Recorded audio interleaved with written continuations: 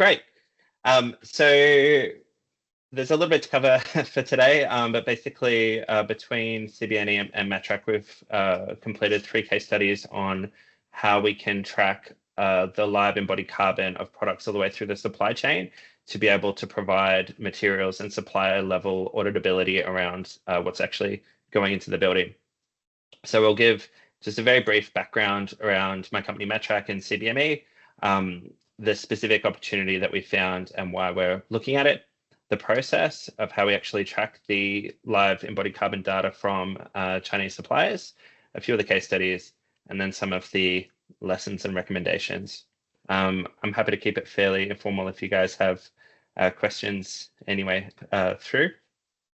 And I can also share this afterwards because the CBME team have done a phenomenal job of pulling together a lot of detail that we won't get time to cover today, but I'm very happy to share it so you can digest it offline.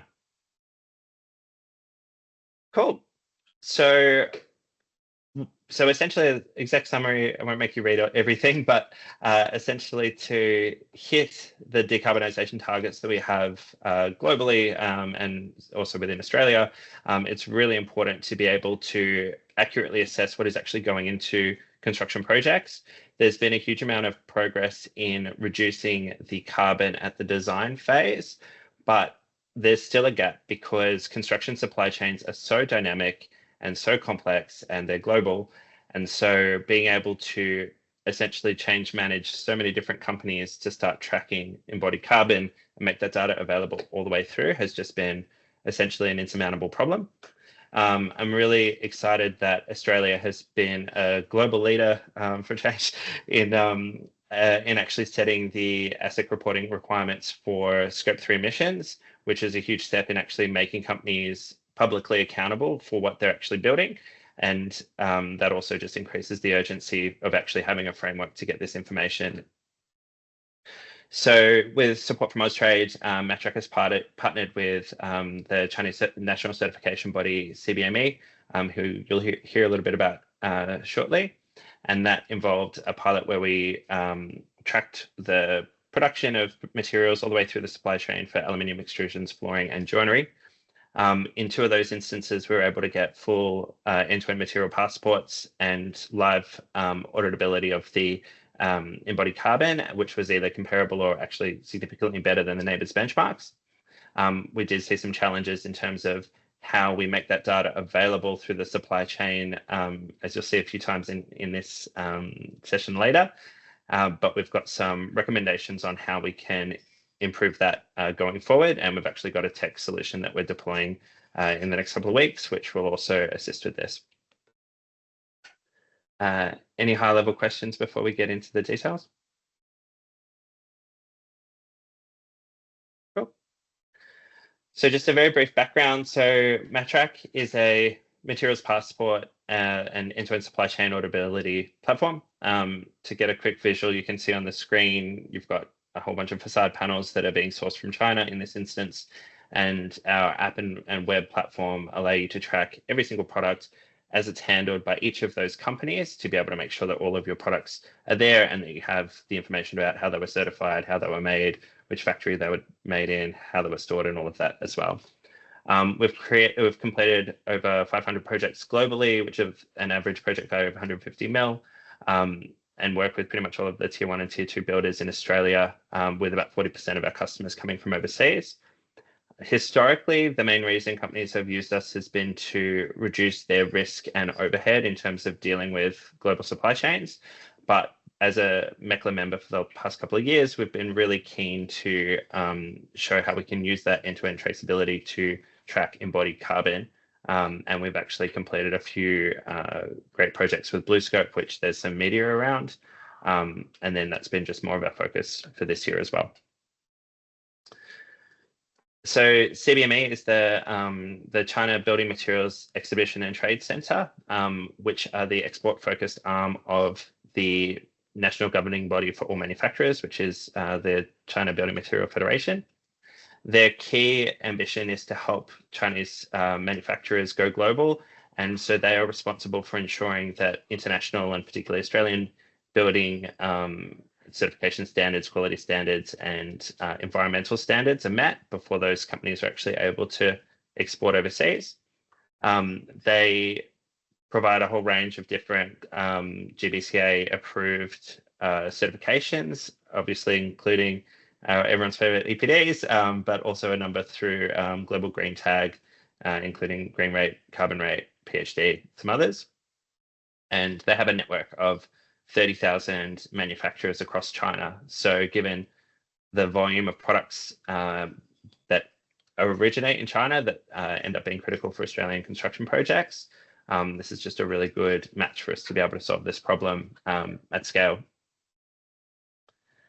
And so you might hear my son contributing in the background as well. So essentially how the opportunity came together. So while we had done a number of projects at the individual project or individual building material level to be able to create materials passport that give you end-to-end visibility, we found that there's still a significant challenge at doing it at any sort of scale, generally because if you're, let's say you're working with steel, you might have 5 or 6 different companies that will handle that steel between it being originally sourced or produced and actually installed in a building. And every single one of them has to find a new way of doing things to share this carbon data that they ordinarily wouldn't do. And while you can solve that on specific projects or with specific companies, that then means that you may have companies that have one way of doing things for their green projects, and then they've still got their standard way of doing things, and it just becomes really cumbersome. And so what we were focused on is how can we actually change the technology that's being used so that companies can actually do this at scale and without necessarily needing to change the way that businesses function at the moment. Austrade was showcasing some of the work that we were doing in China and actually connected with CBME, and then over several months facilitated a partnership agreement, which we're extremely pleased with, where CBME is providing the certifications and basically auditability of the data coming out of manufacturers and working with us to make that data available to their builders and suppliers in Australia. I also just very briefly wanted to touch on, at a high level, I'm sure you guys are all very familiar with this, the Scope 3 ASIC reporting requirements, because the challenge that Australian companies face at the moment is that they obviously need to report on the embodied carbon that goes into the products that make their way into their buildings. And they've got a number of different ways that they can make these estimates. The most simple being, we spent $50 million on steel, therefore we're going to go to KPMG and they're going to try and help us come up with a rough number of, you know, the value of steel, the weight of steel, and then we're going to try and calculate what the carbon might have been. But the problem is with this type of approach is it actually really disincentivizes companies from using lower carbon products, because regardless of who you're working with and what EPDs they have, it essentially all gets thrown out at the end. And so we think it's actually really critical to be able to have that end-to-end traceability so companies can actually promote the lower carbon products that they're using.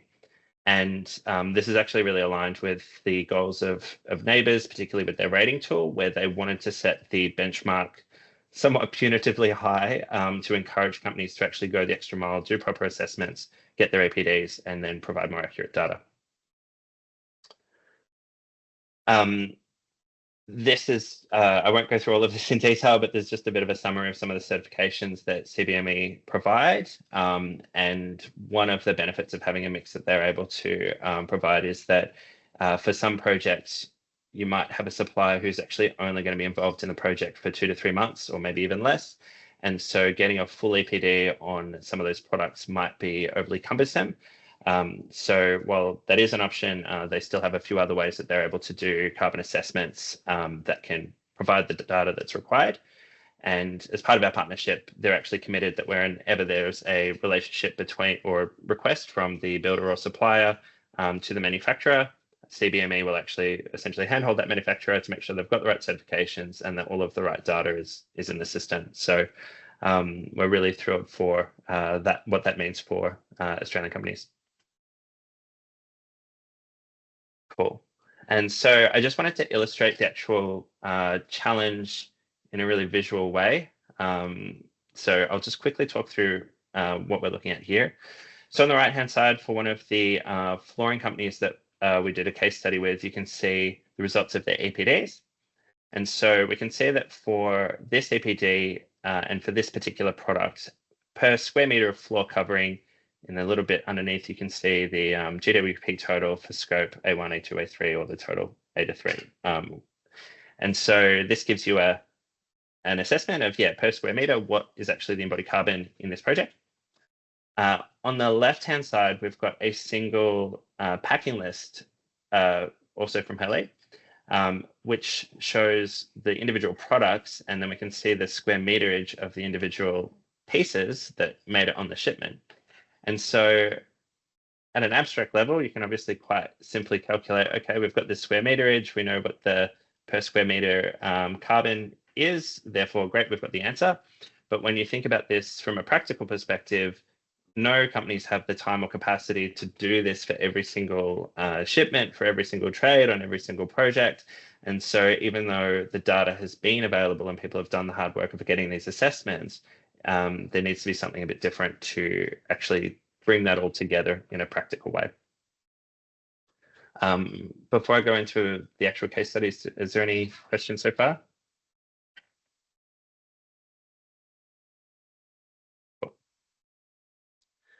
Right. So essentially, the process is that that CBME are able to provide the EPDs into Matrak, and then we've built an AI tool that's able to analyze those packing lists that you saw, which could just be random spreadsheets that are made by factory workers from any of the suppliers, and is able to use that to actually calculate not just the right way to categorize the EPDs and what EPDs associated with that product, but also the ultimately total GWP, or CO2 equivalent of carbon for those products. And then that can be reported on a way that's broken down by the actual products and even by the supply chain, which some companies we've seen have started to request from their GCs and their suppliers. So we'll go into how that looks for the actual case studies. And I would really like to thank CBME again for their tireless work across a number of these manufacturers to be able to get this data and also get permission for us to share it in these case studies today. So first, the one we just showed is a flooring company, Helly New Material. They have EPD product health declarations and a GDT health rate certification for their products. For the project that we're looking at, they were providing PVC-free PP flooring. For the specific project, there was 4,369 square meters of product, which worked out to about 19 tons.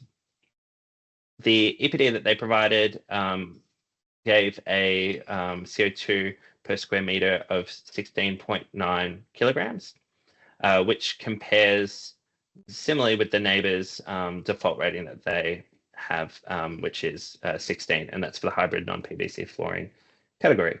And there's a lot more details in the document that we can share afterwards as well.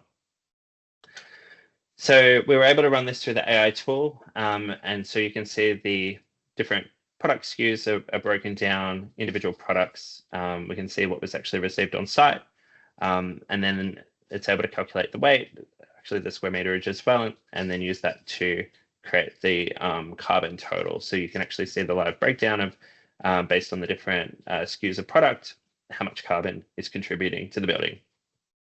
The outcome of that was that you ended up with an embodied carbon total of roughly 73 tons, which is comparable to the neighbor's estimate. Any questions on that one specifically? No, it might be a lot of info. I'm curious about the A4 component. So is that taken out of the EPD or the measurement conducted through CBME, or is that something that's uniquely being tracked for each product being transported? So A4 is in the actual transportation emissions? The transportation of it, yeah. Yeah, great question. So CBME's life cycle assessments do actually include the sourcing of the raw materials, I guess. Well, so it's kind of scope 3 for the manufacturer almost to be able to get to the product to there. For these case studies, we didn't actually track any of the logistics of the products from overseas to Australia. We have done that for other clients in the past, and we've found that generally the transportation costs when you're dealing with products like steel, as an example, make up roughly 5 to 10% of the overall embodied carbon. So it actually can often be significantly less carbon if you source something from overseas, but it's a low carbon product compared to sourcing it locally, but having it be more carbon intensive. But yeah, unfortunately, that was out of the scope for this case study. Yeah, Sean, so just regarding on the question, is actually a very good question. So when we helping the Chinese manufacturer to do the EPD, so actually there was like two methodology idea. First is like so you can see the Halit, they're doing the EPD for the internationally. So actually it's according to the standard for the EN 15804. So this is like by the building materials, so which has to be, but there was like A1 and A2 for the standards. It's like when we tracking, it's usually we do the material for the cradle to gate, but there's another option also to cradle to grave. But to the grave is actually by the end of the life, and then we have to tracking for the transportation to the destination exporting. But actually, to be honest, it's very difficult to make a general EPD report to let this manufacturer only can export to Australia, to maybe they are going to Mid East, and they also have the project in Europe. So, but generally, we're according to make sure all the carbon emissions when we make the calculation from the cradle to gate will be happen to the Chinese side. So we make very accurate for calculation.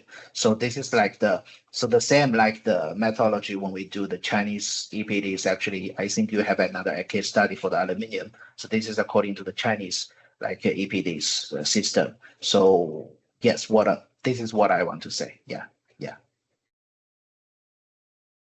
Yeah, I think I asked similar questions last time, Shay. I think it's not to record the transportation from the manufacturer to the construction site in the EPD, because, for example, when we do upfront carbon analysis, we only use A1 to A3 numbers from EPD. All the other numbers should be like the actual number when it happens. So the question is more like if the platform is capable to track the transportation, for example, distance and method, the actual like information. Yeah, absolutely. So as I mentioned, that was unfortunately outside of the scope for these case studies, but the technology is the same. If you know that a supplier with a particular EPD is sourcing the product, then you know where they're located and you can use the same calculation. What's particularly good, which we see like on every project, is that products are always going to be reordered. There's always going to be some that go missing, some that are defective, some design changes. And so you'll often get more shipments. In fact, you will always get more shipments of products than you originally estimated. And so this way you can actually get that assessment of how many shipments was the project overall. Or alternatively, we've occasionally seen where projects are running behind schedule that they'll need to be air freighted. And so that also gives you the ability to then work out what those freighting costs would be, or freighting. Yeah, so actually, when we do a project or material for calculating their like carbon, let's say carbon footprint. So this we are tracking. So generally for transportation part, of course we will consider all the transportation which is happening inside China. So for example, the raw material transport to the manufacturer. So this has like a distance, and we are going to asking and then to give the improvement like what kind, like they are transport by track, and this track is by diesel or by benzene, by some other oil, So then this have like in the system, actually we have like the how to say the database, like generally when to using a track and then to transport the raw material to the manufacturer. For instance, it's 200 kilometers. So then this part will be considered. And also for the other inside, so I think the best appearance for the EPD is to show not only how much actually the manufacturer is making the carbon emission, but also, for instance, some farm manufacturer did a great job. They have their own, how to say this, power plant, yeah. So they can supply the electricity by themselves. They can even give it to the grid state, for the electricity sale to the cities. So this when we make a boundary, and then we are according to the standard and to make the cutoff. So some of the parts we cannot cut off, some of we can cut off. So in my opinion, it's difficult to us to calculate, for the final destination parts, because it's already outside, on the sea, shipment, and then to Australia, maybe to a harbor, to a seaport, and then it will be calculated. So Sharon's Matrak system is perfectly solve this part. So we solve the problem in China, and then Matrak is tracking from outside of China and then to destination. So this is our logical and ideally to give a full resources and data to support the whole life cycle of the product. Yeah.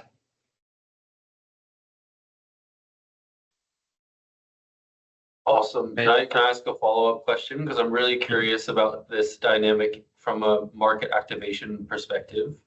How do you sort of see this playing out strategically in driving the uptake of measurement practices for those materials over time? Yeah, it's a great question. I mean, it's so one of the first things when I first joined MECLA with the aluminium working group, but it's typical across all different categories, is that people keep just butting up against the difficulty in getting information through that supply chain. And while there's been a ton of case studies that even MECLA has produced that show where that can be avoided, it's been considered to be impossible. And I think that's really where we wanted to have this partnership with CBME, because almost all the projects we do, the products start in China anyway. And having that ability to actually know that you've got a trusted source for the embodied carbon assessment, and particularly knowing CBMF, who's above CBME, are really focused on making sure that China is able to get international standards recognition for the way that they do carbon assessments. So there's a lot of alignment in terms of that motivation there. And so it'll take a little bit, I think, to educate the market around what's possible now that literally wasn't possible 6 to 9 months ago. But I think we've got all of the pieces to actually demonstrate that now. Are you, Monica? Thank you, Shane and team. It's fantastic to see how far you've come. So congratulations on that. So I guess my question is kind of with the carbon story. We're starting to make some good progress on that, and really the next opportunity is around nature and the nature positive footprint, and how do we both reduce the impacts, how do we help in that transition around water, land use, biodiversity, and there are some proxy measures there, and I'd be interested, and maybe a little bit later on in the presentation, I'll be interested in your views on what you think it's going to take for us to develop a materials passport that also captures the nature footprint of materials. Yeah, we're interested in your views. Thanks. I might have to hand over to Woody just in terms of how that assessment might be taking place in China, because I think he's going to have a lot more of an understanding from a policy perspective than I do. One thing I can say, though, is that in Hong Kong in particular, we're seeing a huge push for material circularity, and particularly in steel. We've completed probably close to 100 projects now where all of the steel material passports were specifically designed for reuse and deconstruction of the building. So yeah, it's definitely something that is progressing, but that's obviously not the full picture. So.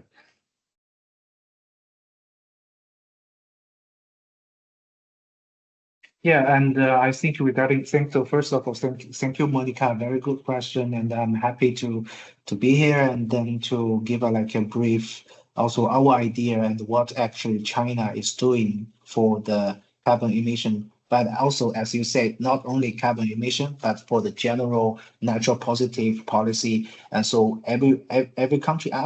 Sharon, it's nice to see your son here. Yeah, great. Okay, so let me continue. Actually, last week in China, in Beijing, and we just held the National Building Material Industry Conference in Beijing, in China. And then, now in our industry, the most concern for the carbon emission and also provided the most, how to say, we consider as there were three materials, raw materials we consider as the big, how to say, the embodied carbon or high hidden carbon, let's say, during the construction and the final construction. So first is we are doing is for cement. The second one actually, the glass. Actually, the next one will be ceramics. So these three industries actually now Chinese whole government, and especially in our China Building Materials like Federation and also our industry association was focused on. So last week, actually, we just released 35 brand new building materials carbon footprint certification according to the Chinese one. But in my opinion, to the globally, especially we have a very good relationship, partnership with the Global Green Tag. And then we are helping also Chinese manufacturer to go to Australia to make sure they can meet the requirement from the GBCA or NEBRS, some other rating tools, which is Green Star, and the NEBRS they're using in Australia. So it's also very important. EPD is the one part, very good documents which can or report to show the final purchaser or the builder, like they are guaranteed they are purchasing eco or environmental products, good green products. But also regarding on only carbon emission, but we also need to take care about, as Monica said, natural positive is also care about the product health and also for the human beings, and also during the manufacture they have MSD modern slab declaration. So it should be EPD is very important, and plus, for example, the PhD is more focused on the interior materials, which the people who is living inside the building, and the green rate is focused on the product stewardship plan. So after you are using and you make sure your product is not throw away and then make the pollution for the nature, but also you have the methodology to make the recycling. Some of the material can be recycling and back to make the reproducing manufacture, but sometimes maybe you can donate to the charity, helping some other people. So this is also we consider as a reuse, to not to throw it away and then put to the nature. And also in China we are doing, especially in cement industry, we are focused on the CCS, so carbon storage and carbon capture and the storage, this technology. So we have a very strong relationship and working with the International Cement Association and also in Europe. And we are trying to making the Chinese manufacturer to upgrade their production line, equipment, to track the facility of the manufacturers, and to guarantee we can meet the carbon neutral. I sorry, my English maybe is not so good, but the carbon peak, there's a peak and then there'll be carbon neutral. So we have the goal is to reach the carbon peak.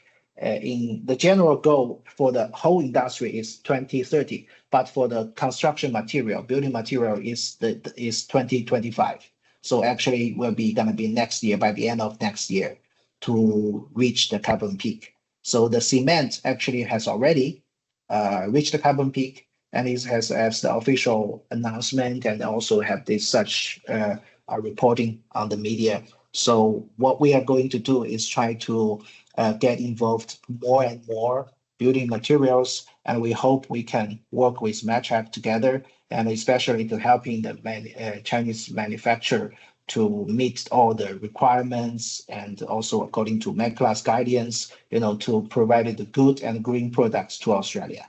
Yeah. Can I ask a follow-up question? How important was Austrade in the process of helping to build those bridges between Matrak and the Chinese market? Yeah, CBME. Yeah, CBME is stand for China National Building Material Exhibition Trade Center. So it's very good. We met Matrak, and actually its connection actually by the Austrade. Austrade is because Austrade has the office in the Chinese Australian embassy. Yeah, is that correct? Australian embassy in China, and it has belongs to the one ministry, but I cannot remember. It's a governmental, department. Department of Foreign Affairs and Trade. Yeah. Exactly. Yes.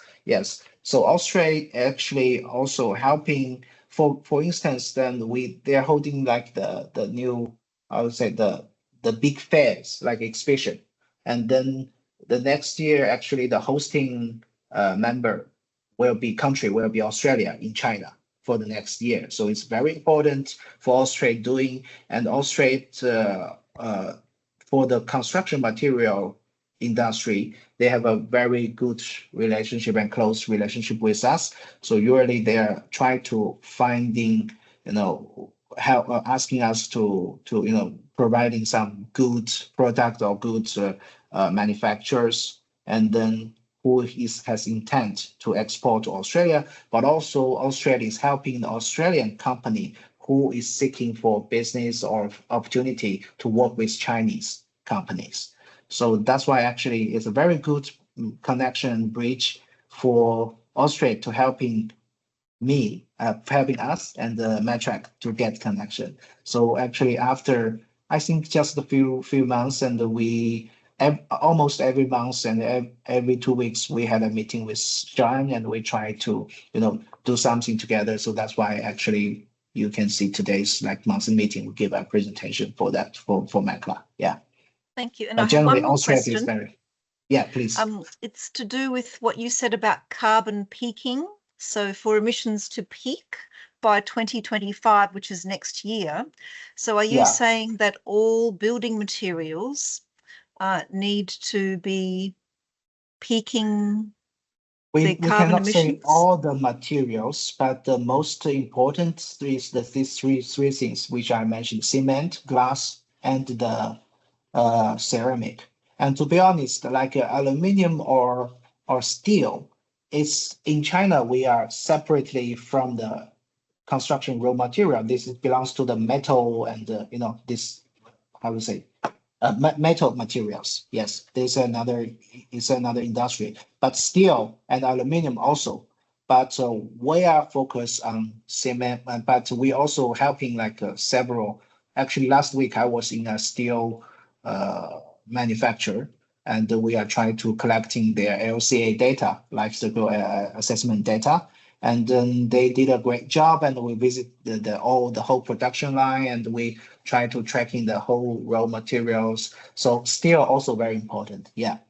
But we cannot say maybe we can reach the carbon peak for the whole industry, because it has hundreds of thousands of different materials for the building material. Especially, actually, we are in China. We are trying to doing like a prefabricated house. So some of the material, they're really new material, composite material like SIP wall panel. So it's a structural insulated panel. So it's not only one plaster board, but inside, like the sandwich. Inside, in the middle, it has also like insulation material, and then make it together. So this is like also what we're doing. But this is kind of new. We still need time, but we already have the methodology. We are doing step by step, and we hope we can make it. Yeah.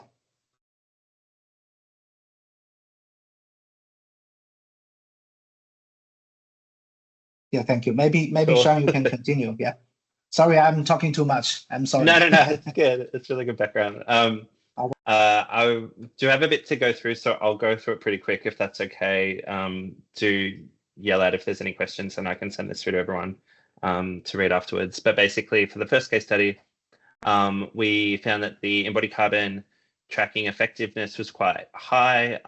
The neighbors categorization that we used was only based on one EPD. So we'd love to work a bit more closely with neighbors to find out if they can get like a broader assessment of flooring categories. But yeah, otherwise we got materials passport was only tracked until the products left the factory. We didn't actually have any tracking after that. And then the limitation, which we got a lot of, was that because there's so many different people between the manufacturer and the asset owner, the manufacturer wasn't comfortable with us using their project name or the client name because they don't have a direct relationship with the builder. They've actually got interim relationships, and this will be a theme that you'll see a little bit, both on the builder side, but even we're seeing on the manufacturer side. And so being able to get that permission to share everything all the way through is obviously very critical. So the next one was Hongchang aluminium, specifically tracking extrusions for window panels in this instance. It was for a 3-tower, 8 and 9 story tall multi-res project in Canberra. 3,500 wall panels tracked, actually 60,000 or 60 tons of products. The EPD for this gave a kilogram of CO2 per kilo of 27.1, which is actually pretty favorably compared to the default neighbors rating for aluminium extruded powder coated products. Similar to last time, load it all in this instance, we're actually tracking the products further through the supply chain all the way through to install. So it does give us a broader materials passport. We can see that the embodied carbon, by tracking at the materials level with these EPDs, actually saw a 15% reduction in the total carbon as if a standard neighbors estimate was used. So I think this is really powerful in incentivizing companies to actually use real accurate data and auditable data, because it'll actually also help them achieve their ESG ratings as well. So it's a win for everybody. Because we were tracking this through all the way to installation with the materials passport, it'll be a little hard to see, but basically the different window panels on the drawings are actually interactive and visual, and you can actually click on those windows on the drawings and it tells you who handled the product all the way through the life cycle. So it's just really cool to be able to do that. So this one we saw, yeah, obviously the EC effectiveness, we're really happy with the result for this one. It was 286 tons of carbon reduction in reporting based on having the EPDs linked to materials. We had 4 companies tracking the products from source to site. And then we still had limitations around being able to use the project and client names, but yeah, we've got a potential solution for that we'll share afterwards. And then this last one, so Zabom, a major kitchen supplier. So this was actually a Toga project in Surrey Hills, 269 apartments across 9 different buildings. We were not able to get an EPD, or rather Zabom don't specifically have an EPD for these products. So we did just use the neighbors default, which is for decorative MDF internal walls, was the closest category we could find, which gave 1.3 ton, or sorry, 1,320 kilo per kilo embodied carbon. So based on that rating, and we also had to use some estimates around the joinery weights because of, I'll get into a second, but basically because the builder had requested quite simple information to track it through the supply chain, which meant that even though we had some of the information around the specific weights and cubic meters of products, it actually didn't make it all the way through the system.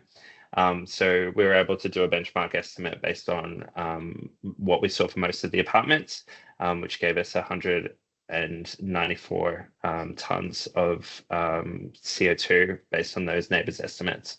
And again, that was without the EPD for CBME. And then this one also, from a materials passport perspective, went the furthest. It tracked all the way through to quality assurance on site, but they were tracking at the room level rather than the product layer level, which is why we had to make some estimates around the volume of products per room. So I think I've kind of summarized those outcomes. And then just to kind of close off, so I guess the key lessons for us, it has been a really great process so far, to be honest. With the partnership with CBME, it's actually amazing to see that the data can be really readily made available from manufacturers, and they're very keen to share it, even if they don't have permission to share the whole project. They can at least share the stuff that they're responsible for. We found that the neighbors data was really good. It was not always clear which category products would fall under, but obviously the ratings tool, it's only the first version that's out, and as more EPDs get included, this is just going to get stronger and stronger.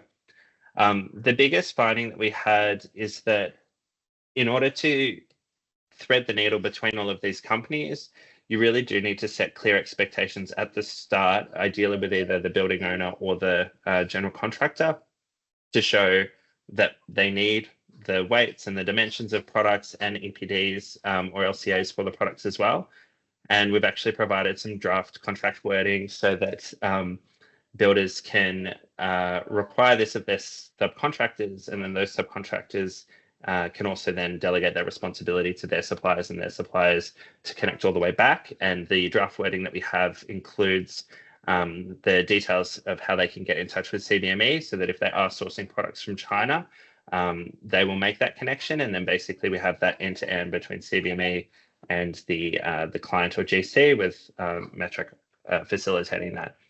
And then the last piece is that we don't solely want to rely on those contracts because that can be a little bit challenging. So we've actually got some new tools that we'll share later this year that will actually allow companies to in-app either specify this information or delegate it to their own suppliers, who can then either specify the information or delegate it to their own suppliers, ultimately getting all the way back to whether it's CBME in China or wherever those LCAs are created.